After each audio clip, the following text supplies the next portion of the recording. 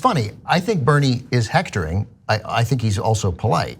But he just is the way he talks. I mean, I don't think who cares? First of all, who cares if he's hectoring, right? I mean, these are grown-ups. He's not hectoring innocent people, right? Yeah. So have you seen those videos of Biden responding to rally goers who just ask him super simple questions? It's a different thing though. Yes. He gets in their face and he points his finger at them. Right, but that to some extent seems like fire. Like Biden, but here's the thing, Biden is thought of, really one of the thing we talked about last hour. I think Joe Biden's just terrible at this, and I think the fact that he had a good night in South Carolina and it looks like a good night tonight is not going to suddenly make him good at this, right? I agree. And now we're at a point where it's not about policy. Everybody knows where these guys stand. This is about who do people trust to make them feel better, right? So Biden has always made people feel better. It's how he's gotten away with supporting things that when you find out what his positions are on these things, you're like, really, Joe Biden did that? I thought I like Joe Biden, right? Everybody likes Joe Biden, so he's a likable fella. Even stumbling, he manages to be likable. It's about projecting a tone. So what I liked about that Bernie speech is that, yeah, he went after Biden. I thought it's very effective. I think that the Social Security thing should be hammered and hammered and hammered. The trade thing, I don't think people care about. I mean, they care, you mentioned it, but Social Security hammered, Iraq war, those still matter to people. And then that thing at the end, thanking Vermont. I think there's no way people, that's lovely. And we've talked about, I have at least, that I think if Bernie Sanders wants to win this, if he wants to be president of the United States, he's got to show the political skill to expand this base. And that means satisfying people that he's not gonna upset the apple cart too much. Then if he wants to go upset it once he wins, have at it, right? But people are scared of him, right? Good people are scared of him, not just because they don't want to pay taxes. They're scared mostly that he'll lose, right? And he needs to. They're not afraid that Biden's gonna lose. Well, I mean, he can't even remember the Declaration of Independence. But Anna, it's about how people make them feel. It's why Trump won. God, I hate politics sometimes. I really do. I really do. And I hate the way people think. And it's not because I disagree with them, but it's because they think so simplistically without digging a little deeper and just, hey, here's how I feel about something, right? I don't care about your feelings, right? If you feel a certain way, which by the way, that happens to all of us. Sometimes I have an instinct and I feel something. And you know what I do? I look into it to see if what I'm feeling can be backed up by actual evidence. But we're in America and people are not encouraged to think that way or to be critical about their own feelings, right? Dig a little deeper and see if what you're feeling about a certain person is actually correct. So those feelings sometimes are based in some idea of who the person is. They're not just random feelings. But first of all, I agree with you. I mean, it would be great if people learned more. Right. But we actually know a lot about both these candidates. I mean, we know a lot about Bernie Sanders. He's been saying the same thing for 30 years. And he's been saying the same thing longer than that. He's been saying for the last 30 years in the United States Congress. And actually the more we learn about Joe Biden, it sort of doesn't, and then he does a reset and he talks about his son, and then you're reminded why you like Joe Biden. We're humans, people respond to that. So again, I liked that little thing that Bernie just did on Vermont and his family, and because again, he is not going to win this election solely because he's for Medicare for all and absolving student debt. He's just not. So it doesn't mean he has to change. I don't want him to. He won't. There's no danger of him going, you know what, Medicare for all. But there are ways to frame wanting Medicare for all in a way that will, I think, make people who are afraid of him think. The same way Barack Hussein Obama did, to use the parlance of Fox News, to say, hey man, I know Republicans aren't gonna vote for me, right?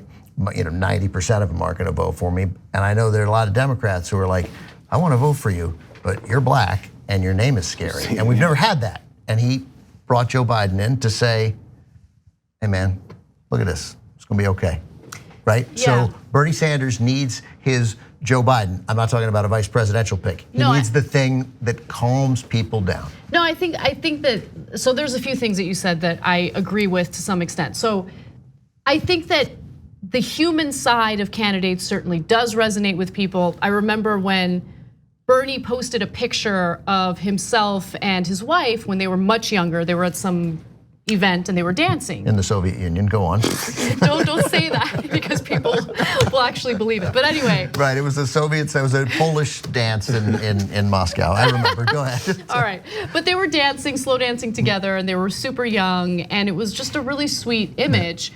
And I remember looking at it and thinking, aw. And it really stood out because Bernie doesn't typically do that. Right, like he, especially in 2016, I think one of his mistakes was that he didn't open up a little more about like his personal life, like his family story and what his family went through, during World War II, all of that stuff. But I think he opened up a little more this time. I would have liked to see more of it because I have to stop thinking in terms of like, policy, that's all that matters, policy. Yes, I mean, at the end of the day, policy is all that matters, but you also have to think about things that resonate with voters who aren't paying close attention to politics and policy all day. Which seems like a majority. It's a tough hill to climb because when Cenk, before he jumped off, he was angry, right? Was he? He seemed a little irritated. Yeah. So because it's based in the way that the media will portray things, and that's the power structure here. So if you're concerned about having, he said, I guarantee you we're gonna win. He gave us this guarantee that he's gonna win, but there needs to be that roadmap, I think is what Ben is alluding to get there. And part of that is breaking down this power structure. The media in general, I hate saying it's so, whenever somebody says the media's done this, oh my God, the media is so huge, so it's hard to say it generally. So every time going forward, when I mention the media, I know it's not 100% of it, but going forward, there's a power structure and they have a thought process they go into. And we've all been in it before and we know how it works where there's not too much independent thought. There's not too much, hey, but what about this? Let's change the way we're narrating this because that doesn't make much sense. This is what we're talking about. This is getting ratings and this is the approach. That's what they really believe who someone is. It's not as nefarious and evil as I think a lot of times Cenk will portray it to be. Of course, in some ways it is. But then in some ways, there's a leader that starts this narrative and the rest of them just follow along. And then now these same things get said over and over and over again. That's what you have to try and find somebody to break down because they're narrating your campaign. The manner it's not going to happen. You're not going to change. Right. So you for Cenk's aspirations to break it all down, I was like, where's the roadmap? It's a waste of time. It's a waste of energy. Overall, it would good. I mean, you can get them sometimes, and when it's effective politically, you should do it. But this is a political battle that Bernie Sanders faces, and I am eager to see evidence that he knows how to win the presidency. The good news is I think it's very good news, is that if he makes the changes that I think need to be made in a campaign that calms people's fears. We all know it's the most effective, fear is just about the most powerful emotion we have. It drives so much of what we do. It certainly drives voting. It's a large part of why Donald Trump won. So he's got to calm those fears. If he does and is able to win the nomination, then I become much more confident that he can win in November because he calmed those fears. And the mere fact of emerging out of the Democratic nominating process and dispatching Joe Biden in addition to all the other candidates, that's a win. That's a huge win. That means he's done it. So then I become increasingly confident about what happens from July until November. My fear is that he doesn't really change. He goes in with 42% of the delegates. He manages to pull enough delegates together to win, but he doesn't change at all, and those fears aren't assuaged. And a wild card is thrown in when Mike Bloomberg runs as an independent. So it's frustrating because there was a debate recently with Paul Krugman and Richard Wolff. I'm sure everyone knows who those two individuals are. Paul Krugman, longtime, economist for the New York Times, exactly. And then Richard Wolff is a Marxist economist. I was wondering which way you're gonna go with that. Who I love. And anyway, the reason why I bring up that debate is because they come from two different schools of thought, clearly, right? And they went to school in an era when there was a lot of fear mongering about socialism, and Krugman decided to go the route of, I got to stay away from socialism. It's scary. It's scary. It's what we saw from Chris Matthews in that moment, where he's like, Bernie Sanders is going to shoot me in Central Park. Yes, exactly. And then whereas with Richard Wolff, he's like, well, let me study this stuff and let me make a decision for myself instead of buying into this like notion that it's scary and it's all bad. Anyway, the reason why I bring up their debate is because what I found so fascinating was how uncomfortable Krugman was in defending his own positions. And it became very clear that I don't think that Krugman is a dumb person. I think that he's actually very smart. But it was very clear to me that he hadn't even read Marx. He doesn't even really know what he's talking about when it comes to socialism. So like, how do you convince someone who's ignorant about socialism to not be scared when your brand is socialism? Tell you, that's what I was mentioning. Sorry, Ben. That's what I was mentioning in earlier on, was that whenever you have to explain something, because Cenk was talking about how you have to dig it in and give him that point over and over again. I said, yeah, and he said, I can do it in 35 seconds. I wish Bernie would do it differently. Yeah, that 35 seconds is longer than 3. So when you get 3 seconds and someone says socialism, hey, what about Venezuela? I mentioned the same thing earlier. It's harder when you have to explain. People start glossing over and going, okay, but where's the punchline? And they don't care, or not they don't care, they just don't absorb it. So you're fighting an uphill battle when you're fighting just fear, as you talk about how strong the emotion is, and then you have to give them all this logic to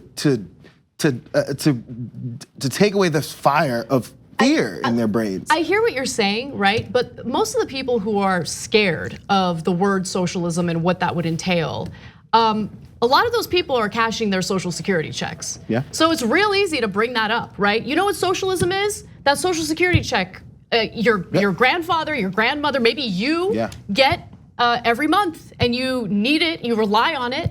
That is taxpayer funded. That is a widely popular program. So you don't even have to get into like a historical rundown of Venezuela and how it got to where it is today, because I agree with you. I think a lot of people's eyes would glaze over and they wouldn't be into it. I think that if this election becomes in any way an explanation of what socialism is, then we have no chance of victory. Zero chance. Like I'm not saying that we can't in time have a conversation where people get to understand that democratic socialism is not national socialism, is not the socialism that is in Venezuela. Like when when Matthews said, what are we talking about? Is it the Soviet Union? Is it Venezuela? Is it Denmark? And Chris Hayes was like, it's Denmark. And Matthews goes, how do you know that? And he goes, I don't know, because it's obvious, right? So, right, and of course Chris Hayes is right. It was a great answer, but going through that explanation is almost certainly a political loser, and it cannot happen before November. Like, I mean, even if there were no election, we couldn't be like, we're gonna make people like socialism by November 6th or whenever the hell the election is. So again, that's part of what that doesn't. Bernie Sanders talking about defending democratic socialism is not the thing that calms people down. It might fire up the people he already has. Yeah. Because you think about how long people have been stuck in their fear for that. It was taught to them a long time ago. Yeah. It and just so sucks. Think about how fast you can flip those minds. It can't happen in a 6-month process. Yeah, and it's devastating that the propaganda from generations ago that propaganda is impacting our lives today and future generations. The irrational fear. It wasn't all propaganda, though. I mean, like the Soviet Union posed a grave threat to world peace, right? So, and there was no. But there was a choice to emphasize that and use that as the model for what socialism is. When in reality, socialism is, it's an economic system that's used throughout the world. I mean, the Soviet Union isn't the end all be all of socialism. That's the point that I'm trying to make, and that's where the propaganda sets in. I got you, but the propaganda, like with Hillary Clinton, like, she wasn't nearly as corrupt as the country said, right? 81% of the stuff said about her was nonsense, 19% was right? But it didn't matter. Like, it was believed, and that's it. And so it's believed, and you're not gonna change it by November, especially if your goal is to get Bernie Sanders elected. Thanks for watching The Young Turks, really appreciate it. Another way to show support is through YouTube memberships. You'll get to interact with us more. There's live chat emojis, badges. You've got emojis of me, Anna, John, Jayar. So those are super fun. But you also get playback of our exclusive member-only shows and specials right after they air. So all of that, all you gotta do is click that join button right underneath the video. Thank you.